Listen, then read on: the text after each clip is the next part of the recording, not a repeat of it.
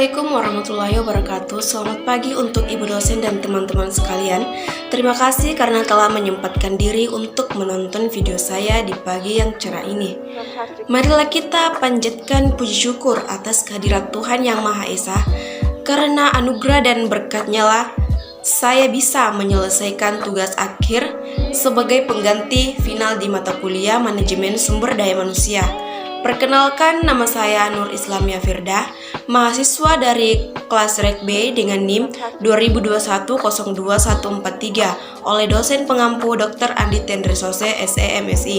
Kebetulan saya diberi kehormatan untuk merangkum materi Manajemen Sumber Daya Manusia dan saya angkatan dari 2021. Baik, pada bab 1 kita akan membahas tentang gambaran umum tenaga kerja. Tenaga kerja adalah orang yang bekerja atau mengerjakan sesuatu. Yang kedua yaitu lapangan kerja. Lapangan kerja adalah bidang kegiatan dari usaha atau instansi di mana seseorang bekerja atau pernah bekerja. Yang ketiga yaitu kesempatan kerja. Kesempatan kerja merupakan partisipasi seseorang dalam pembangunan, baik dalam memikul beban maupun menerima hasil pembangunan. Dan yang terakhir yaitu pengangguran. Pengangguran adalah bagian dari angkatan kerja yang tidak bekerja atau sedang mencari pekerjaan. Adapun penyebab pengangguran yaitu yang pertama karena menurunnya permintaan tenaga kerja. Yang kedua yaitu adanya kemajuan teknologi. Yang ketiga yaitu jumlah lapangan kerja yang terbatas. Dan yang terakhir karena rendahnya upah yang diterima tenaga kerja. Selanjutnya kita akan melangkah ke bab 2 yaitu Manajemen Sumber Daya Manusia berbasis kompetensi sebagai strategi membangun organisasi kompetitif. Yang pertama yang akan kita bahas adalah pengertian manajemen sumber daya manusia. Manajemen sumber daya manusia adalah selalu fokus pada tujuan perusahaan atau organisasi sehingga seluruh karyawan mencapai hasil yang sudah direncanakan atau yang diharapkan. Kedua, kita akan membahas manfaat manajemen sumber daya manusia yaitu pertama menciptakan manusia yang berkualitas sesuai dengan kompetensi dan keahliannya. Yang kedua yaitu mampu menghasilkan output yang sesuai dengan yang diharapkan.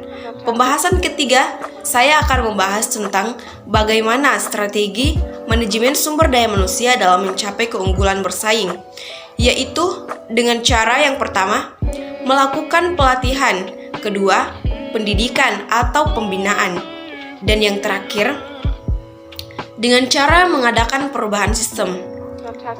Baik, pembahasan terakhir, saya akan membahas tentang apa peran strategi manajemen sumber daya manusia dalam meningkatkan produktivitas pegawai.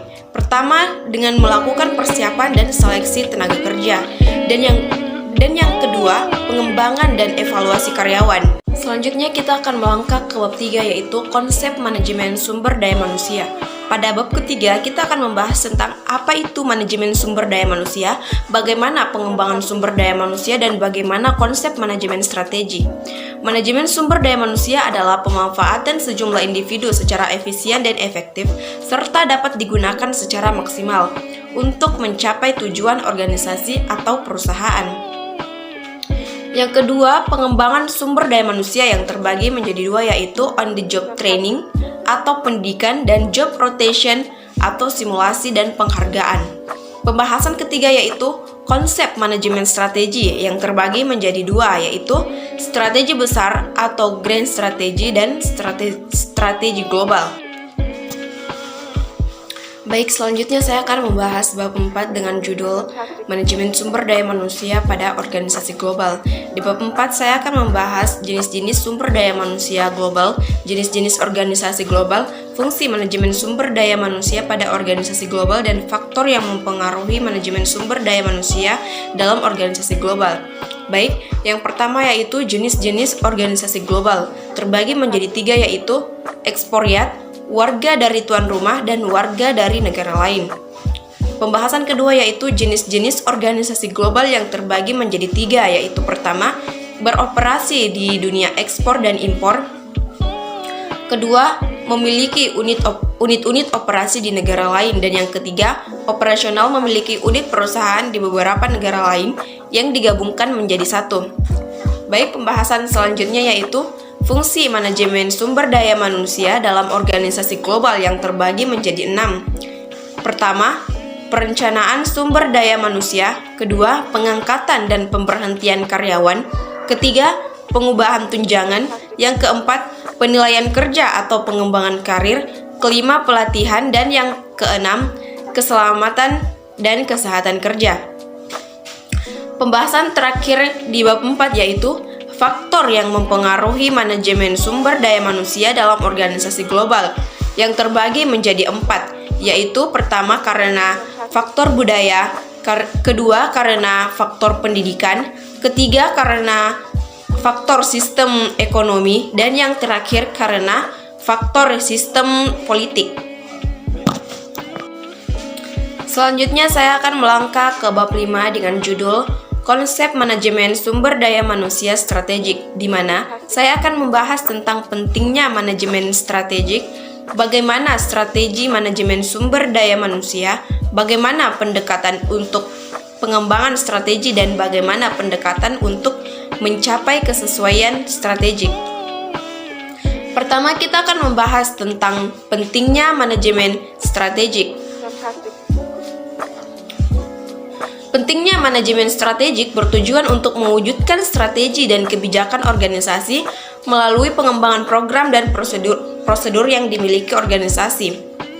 Pembahasan kedua yaitu bagaimana strategi manajemen sumber daya manusia strategik dipusatkan pada penyesuaian strategi sumber daya manusia dengan strategi bisnis. Dalam memerankan hal ini, karyawan bekerja menjadi mitra strategis untuk memastikan keberhasilan strategik bisnis. Baik, pembahasan ketiga yaitu bagaimana pendekatan untuk pengembangan strategi. Pendekatannya yaitu pertama dengan menentukan kualitas karyawan, kedua menjamin ketersediaan karyawan di masa sekarang maupun di masa yang akan datang. Baik, pembahasan saya yang terakhir di bab 5 yaitu bagaimana pendekatan untuk mencapai kesesuaian strategik, yaitu dengan pendekatan yang didasarkan pada keyakinan bahwa keunggulan kompetitif diperoleh jika perusahaan mengembangkan sumber daya manusia yang memungkinkan belajar lebih cepat dan menerapkan pembelajaran yang lebih efektif. Selanjutnya kita akan melangkah ke bab 6 dengan judul merumuskan dan menerapkan strategi sumber daya manusia. Berikut beberapa pembahasan di bab 6. Pembahasan pertama yaitu pertimbangan proses strategik. Hal yang perlu diperhatikan di pertimbangan adalah bagaimana menciptakan sebuah rencana untuk membangun karir.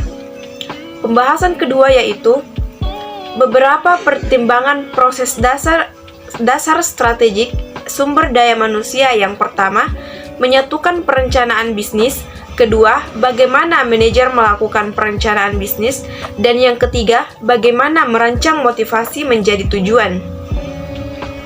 Selanjutnya pembahasan ketiga yaitu kerangka strategik yang terbagi menjadi 3, yaitu pertama arsitektur strategik, kedua transformasi strategik, dan terakhir implementasi strategik.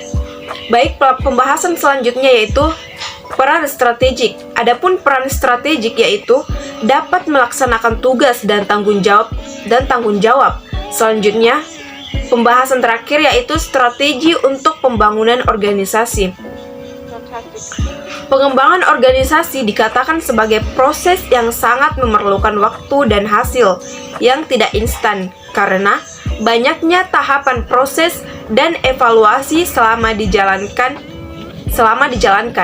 Adapun 4 tujuan pengembangan organisasi yaitu pertama, sebagai alat dalam mengidentifikasi perubahan. Kedua, mendukung inovasi produk.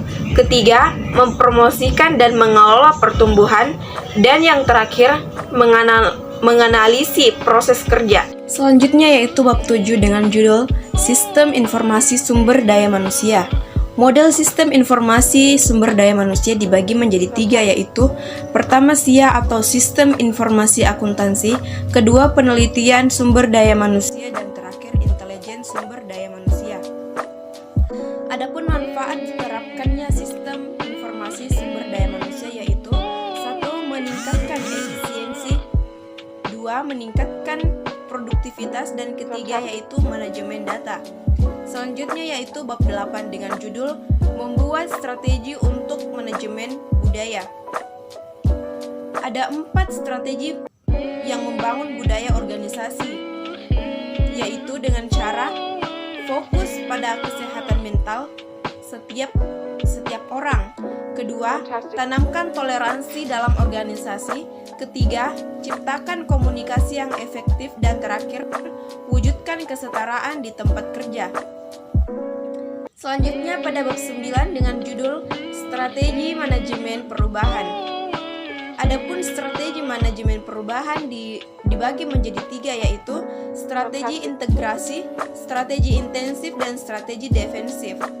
Strategi integrasi di mana strategi ini memungkinkan perusahaan dapat mengendalikan para distributor, pemasok, ataupun pesaing.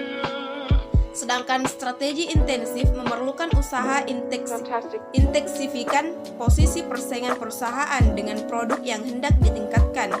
Dan yang terakhir yaitu strategi defensif, di mana strategi ini melakukan penghematan biaya dan aset untuk meningkatkan kembali penjualan dan laba yang sedang menurun.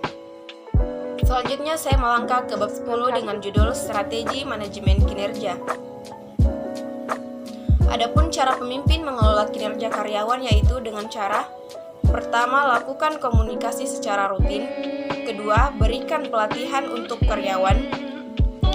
Ketiga, berikan reward atau penghargaan atas keberhasilan karyawan. Dan terakhir, monitor kinerja karyawan setiap hari. Selanjutnya yaitu bab 11 dengan judul Manajemen Sumber Daya Manusia Unggul.